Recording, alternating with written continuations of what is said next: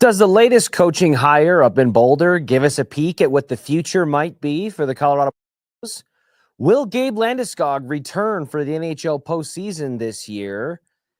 And yes, another guest to help us celebrate our Mile High Milestones countdown, celebrating 30 years of Denver Sports 104.3 The Fan. All things to come on today's rundown. And before we get to some of the happenings up in Boulder, I want to make a quick commentary on the couple of games we saw last night with the Colorado Avalanche, who unfortunately lost a 2-1 heartbreaker to the Toronto Maple Leafs in one of the more bizarre ways that I think that you'll see in some time. They ended up giving up a shorthanded goal on a power play attempt when the referee on the ice tripped and fell into a puck being cleared by Toronto during the power play, which was then recovered and then sniped past Mackenzie Blackwood to give a 2-1 lead, which ultimately ended up being the final score. And I got to just say, as someone who has been vocal on this show and on social media and other places about the frustrations I have at times with the human element of officiating,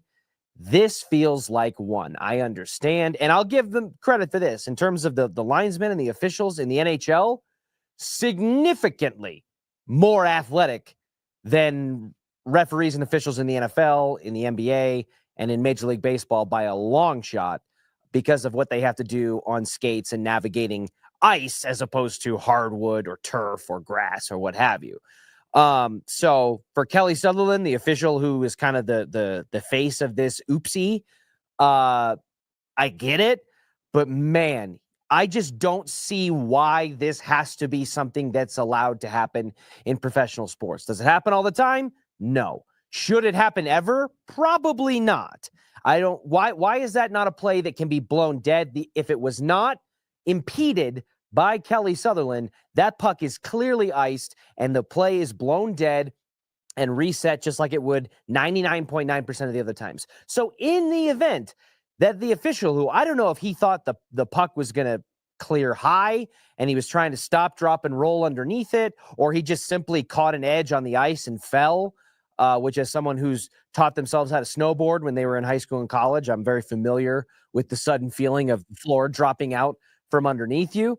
But regardless of what happened, the fact that it wasn't blown dead and it ends up costing the Avalanche points in a crucial push toward the postseason where they're trying to maintain a seeding advantage and potentially catch the Dallas Stars, who then they would play in the first round, but in this case might have a chance at home field advantage, whereas now home ice advantage, whereas now they don't. Just a super frustrating ending. As far as the Nuggets, stop me if you've heard this before. When Nikola Jokic and then even Jamal Murray don't play, the Nuggets aren't a very good basketball team. They're certainly not better than the Los Angeles Lakers, even without LeBron James, because, as is fortune for teams that play in Los Angeles for professional sports, they're smiled upon by the football and the basketball and the whatever have you gods. And Luka Doncic trips and falls into their lap, just as that franchise led by LeBron James is going to potentially teeter and trip into mediocrity and below, as they've been trending for a handful of years. So somewhere I'm sure Tim Bontemps' blood pressure is just boiling this morning after having to sit through that game last night, which if it weren't for a 31-9 run by the deep reserves in the fourth quarter, would have been a way more lopsided result than the 120-108 or 109, whatever result that it had finished at. It's a tough game, for the Nuggets. They are still tied for that 3 seed and they maintain a decent lead over the play-in for sure with Minnesota, but even above the 5th seed there with Memphis. So what do you want? What do you want them to do? They've got to get healthy. They've mismanaged and kind of bungled this thing as it relates to rest for their stars. Jokic was clearly playing through pain. Jamal Murray rolled his ankle, what looked to be pretty significantly, against the Wizards and came back and played. They've just got to get healthy. And so to a certain degree with the Nuggets team where we're at right now, I'm kind of thinking to myself, who they're going to play is who they're going to play. What seed they're going to have is what seed they're going to have. And they're just going to have to roll the dice and beat the teams that are in front of them. This is not a team, I think, that is advantageous enough to say, hey, we need to play for X so that we can get this seeding in this matchup, as Michael Malone has done in the past. It's just going to be a situation where they They have to show up and they have to turn that switch on because, frankly, if they don't, this is a team that could be looking at a first-round exit, which is scary considering the talent that they have and what they can do when things are firing on all cylinders for them. All right. For the Buffaloes, we got an announcement that another stop me if you've heard this before, a major name in professional football is joining the Colorado Buffaloes coaching staff. This time it comes in the form of Byron Leftwich, who, as you'll know, played in the NFL for more than a decade at quarterback, stopping at several different stints, and was most recently with the Tampa Bay Buccaneers as a offensive coordinator, working with Tom Brady, who won a Super Bowl before his second retirement from the NFL. And Leftwich sniffed around the NFL. He interviewed for the Patriots head coaching job and was involved with the Seahawks interviews as a coordinator. And while his role with the Buffs isn't yet announced officially or on paper, it seems pretty fair to speculate that he'll be working with quarterbacks.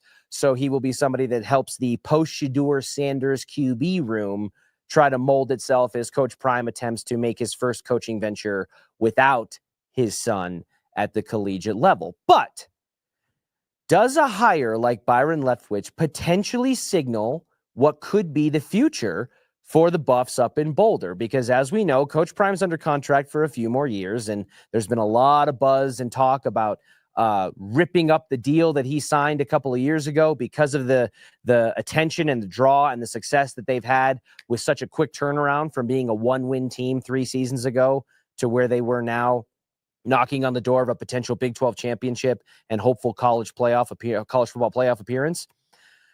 There was talk about ripping up that deal, giving him another blank check and bringing in all these other ancillary things, whether it's more money for officials or a bigger fund to be able to attract portal kids to be able to come that was a big part of his success leading into it. So he hasn't signed that deal yet.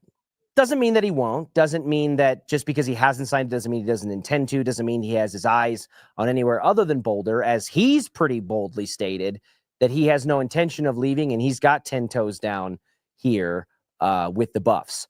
That being said, his entire coaching identity at the collegiate level from Jackson State and now into Boulder dealt with helping his son Shedeur and then his adoptive son in Travis and his other son Shiloh try to make a path toward the NFL. Well, that's happening now. And while we don't know exactly where Shedeur is going to go yet, by April 27th, we will know. And so there's a part of me that's always wondered if Coach Prime is trying to keep his option open, because I think it's fair to say that Coach Prime can probably get most jobs that he wants, even if he's underqualified compared to other candidates from an X's and O's standpoint, from an experience standpoint, what have you.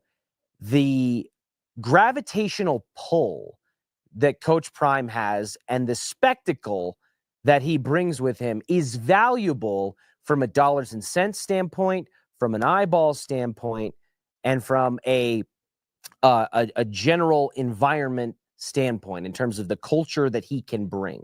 And so for a team in the NFL, perhaps, that's maybe looking to jumpstart a rebuild and garner buzz and excitement, which leads to ticket sales and merchandise sales and hopefully interest from players around the league and others, where you can generate a buzz and potentially get things off the ground. If you're a reeling franchise in the NFL, like maybe the New York Giants, who are a major market that's current NFL teams are underserving it by and large, maybe there's a calling there if Shedeur ends up there for him to go, and an organization that's maybe willing to take a chance on it, knowing that even if the results on the field aren't much better than what they have now, the buzz and the eyeballs probably will be, for all the reasons that it's worked in Boulder. Byron Leftwich, a man who's coached at the NFL level, who played at the NFL level at the quarterback position for a long time, is somebody that profiles more strongly than the Pat Shurmurs or the Warren Sapps or the Marshall Falks or the other NFL figureheads who've joined the coaching staff. Byron Leftwich profiles as someone who could legitimately take the reins from Coach Prime and lead the Buffs franchise, the Buffs program, going forward as Coach Prime, if he chooses to, goes in a different direction. And so to me, that hire signifies a couple of different things. One, I think it's a positive thing because we don't know what the Buffs look like without the Heisman Trophy winner and Travis Hunter, without Shedeur Sanders. They still have talent at other spots on the roster that would give you encouragement that they could be competitive in the Big 12.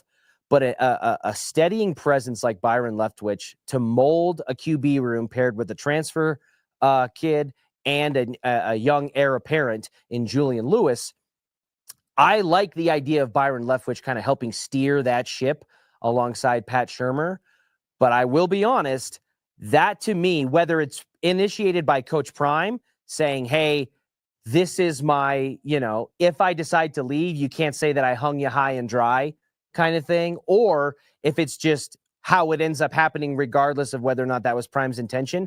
I really like the idea of getting an NFL caliber mind like Byron Leftwich, who had interest just last coaching cycle from NFL teams to run their franchise, to be the leader of the Buffs program. So we'll see how it all shakes out. It remains to be seen how the dynamic will play out, but I'm intrigued by it. And I think it's not crazy at all to speculate that Byron Leftwich's presence could signal what the next chapter looks like for the Buffs if and when Deion Sanders decides to turn his page forward in his coaching career. With the Colorado Avalanche, I've been mulling a question around in my head, and a lot of this has been predicated by Gabe Landeskog's kind of media blitz that he's gone on in the last 3 or 4 weeks or so, starting with a docu-series that's documenting the rehab process that he's gone through since hoisting the Stanley Cup in 2022, as he attempted to come back from a knee cartilage replacement surgery, the likes of which had never been attempted successfully completed before in the NHL. We saw Lonzo Ball go through it in the NBA and with the complications that he went through. And there's certainly a fair argument to be made that he's not the same player he was pre-injury currently today in 2025. But Gabe is committed to giving it a shot. He's got a lot of money left on the books for the Colorado Avalanche, 4 years left at about $7 million per on that 8-year deal that he signed. And he starts with the docuseries, and then there's interviews, and then he's going on Altitude TV, and then he's presenting the award to Nathan McKinnon on the ice. And it feels like, if I'm trying to get inside the head of Gabe Landeskog and this crew that's put this all together, from Gabe's perspective, it really feels like way back when he decided to start filming all this, his intention was to film all of this, and then at the conclusion of it, which ends on the doorstep of the NHL playoffs, he would return to the ice for the Avs. And that is something that I think we would have all wanted maybe a couple of years ago. It's something I think we still all do want. My concern is, I don't know if it's in the best interest of the Colorado Avalanche for that to happen right now. I don't think for a team that has done so much, Chris McFarland and company making almost 10 transactional changes to this Colorado Avalanche roster just this past season, I don't know that doing that and revamping the goaltender room and dealing Mikko Rantanen to bring in the depth in the form of Marty Necas and Jack Drury and Brock Nelson and Charlie Coyle and Ryan Lindgren, bringing back Eric Johnson to be a defenseman depth piece, and things are working and it's going well. I don't know that it's in the best interest of the 2024-2025 Colorado Avalanche, who are pushing all their chips into the center of the table, to do that, but then also slide Gabe Landeskog, or attempt to, if that's what he wants to do, slide him back into the fold to play hockey for the first time in 3 seasons. And whether that's given up a spot on the 3rd line or the 4th line, Joel Kiviranta, Parker Kelly, guys that are performing well in their respective roles. I don't know that it's in the best interest to take them out of it at this critical juncture that we're approaching with the postseason. and then hope that Gabe just picks up where he's left off. Because frankly, I don't know that we should expect that to happen for Gabe. I don't think that he can just, after 3 years off of hockey, as great as he is, can come back and be expected to just slide right in the way that he has in previous junctures. So if it happens, I guess I'll be kind of intrigued, hopefully excited, and a little bit of bated breath.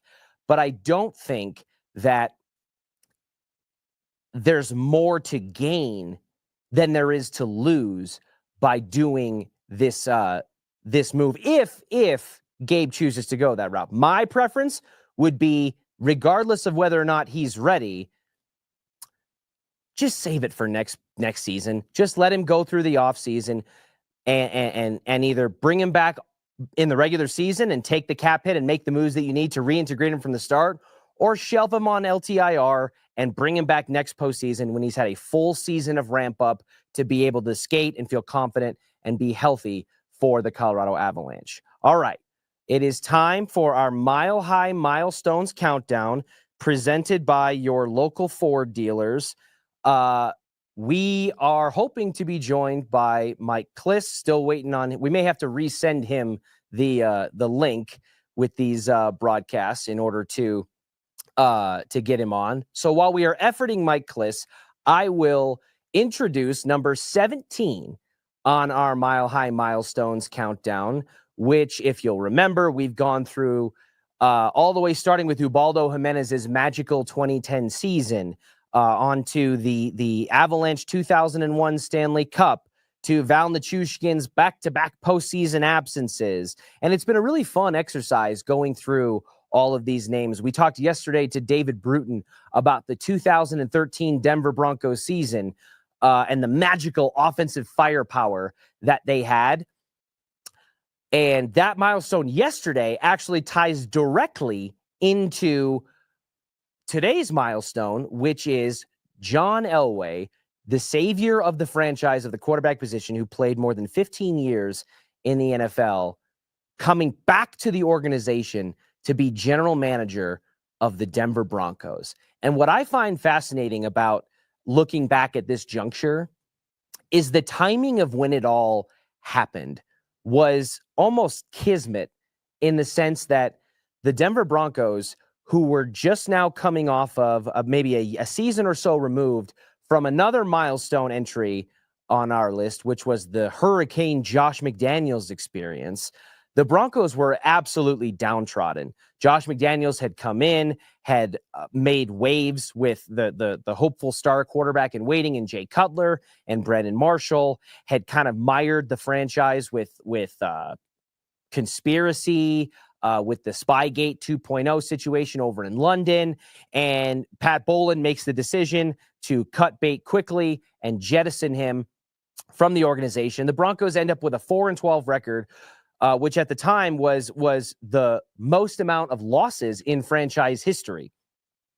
And it was clearly a pivotal juncture for Denver, in a sense that this was a proud franchise who, under John Elway, went to 5 Super Bowls, finishing his career with back-to-back wins in 97 and 98. And the mighty had fallen. And I want to give credit to Pat Bowlen, and it's amazing to think back at the balls that it took to try to make a big swing in a situation like this. And he does it by bringing back the greatest player in franchise history into the front office at general manager. And when you look at John Elway's tenure, it's really split into two. If there's a window of time with John Elway's general manager tenure, it's split into two panes. There's the first 5 years, and then there's the last 5 years.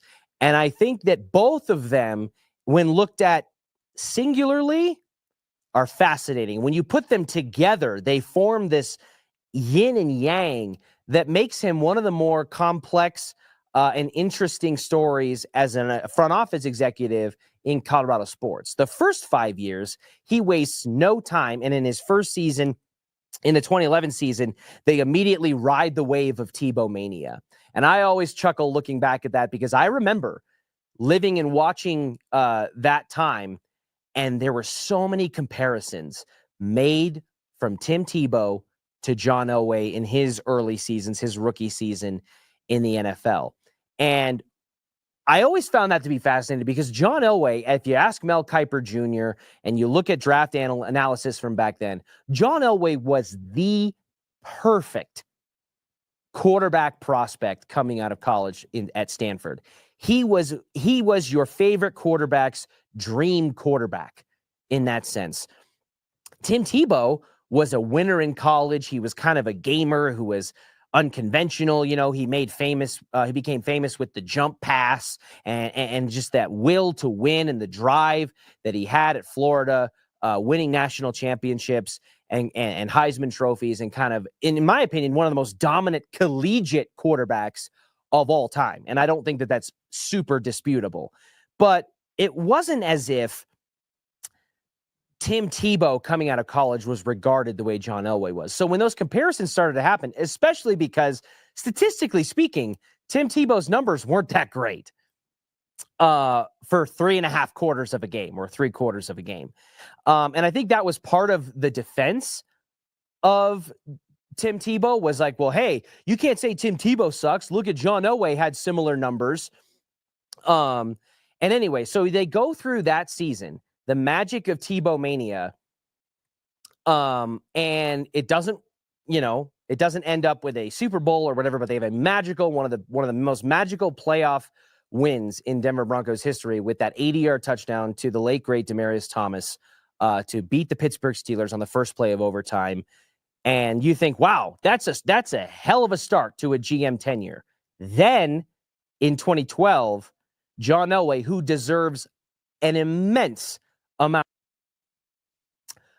brings in, at my opinion, was at the time and may still be the greatest free agent acquisition of all time by bringing in Peyton Manning, who had a host of other suitors,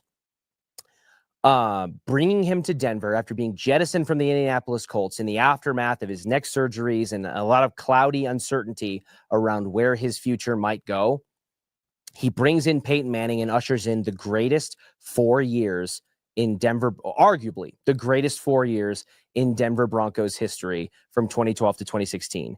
They win the AFC West 4 straight times. They reset the offensive record books the way that we talked about yesterday in the 2013 season, scoring 606 points, Peyton passing for almost 5,500 yards and 55 touchdowns, all 3 of which are marks that still stand in NFL history today. And they go to Super Bowl 48. 2 years later, they return to the Super Bowl in Super Bowl 50 and win it. So you have a 4-year span with 4 division championships, 2 Super Bowl appearances, and a Super Bowl victory. And it's John Elway, in that sense, is looking like the greatest executive in the sport at this time. And then Peyton Manning retires. Gary Kubiak leaves. And John Elway, after coming in on a downtrodden franchise, building it up to prominence, has to do it again. And that is where things stopped going right and the magic started to fade for John Elway. He was never able to successfully find a quarterback suitor for Peyton Manning after he walked out the door. And we all know the revolving carousel that comes with, Trevor Siemian and Brock Osweiler and Case Keenum and Joe Flacco and Drew Lock and Jeff Driscoll and Brett Rippon and Philip Lindsay for a game or a play, which is the answer to my favorite trivia question. He was not able to find a head coach that could significantly try to replicate what Gary Kubiak was able to bring as that steadying force that helped lead them to a championship. And it really started to fall apart. His drafts were full of misses, especially in the early rounds. And it really started to rub the shine off of the first 4 to 5 years of his tenure, with each passing year after that, before he ultimately stepped away from operations.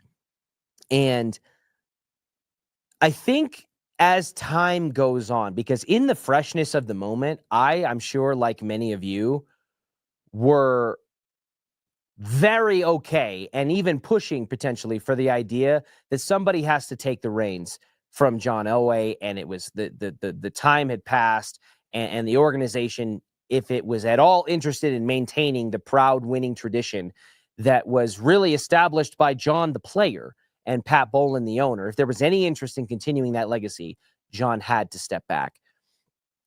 But as time, I think it's important that we all look back and remember that the 5 years at the end that weren't great, that were actually really bad, that contributed to arguably the worst stretch of Broncos football ever, and maybe the worst stretch post-Super Bowl for a team in NFL history.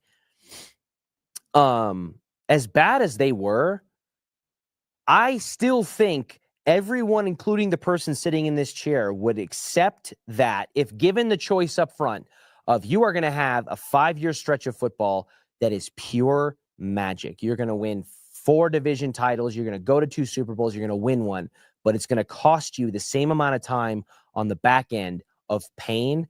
I think I, just like everybody else, would take that deal. And so as time goes on, I think the shine will come back a little bit on John Elway and the accomplishments he was able to make. When you remember that, yes, it ended bad with John, but before John took over, it was also really bad, historically speaking, in terms of the Denver Broncos and where they were at as a franchise.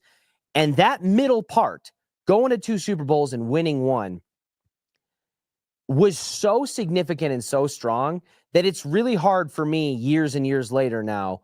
And maybe some of that is helped by the fact that we have Bo Nix and there's a hope that a resurgence is coming once again. And I'm feeling a little bit more optimistic about it. But man, I can't take too much away from John as the executive for what he did and becoming one of those rare figures that's so impactful and monumental on the field for a franchise, and then comes again and does it in the front office the way that, and we have 2 of them here in Colorado with John Elway, who did it for a good stretch of time, and Super Joe Sakic, still doing it and still being a part of the Avalanche organization, even if Chris McFarland is taking a bigger role of things in recent years. So as far as Elway goes, and you're free to disagree with me, and I would love to hear you chiming in. I'm going to remember John Elway's tenure as a GM with a positive light, more so than I am a negative, even though the negative is more recent in the forefront of my mind. I thank you all so much for joining me today. I appreciate all of the comments and the feedback and the interaction that we have each and every day. To all of you that signed up for the 5K Bracket Challenge, which is ongoing as we speak, with games starting all over the country as of this morning. Good luck to you. My bracket, if as soon as I get off the air and check my phone here, I'm sure I will have already lost 1 or 2 of my picks and let the madness begin. So thank you all so much for joining me. I will catch you at the same time in the same place tomorrow. I do what I love what I do. Second nature to put in the work.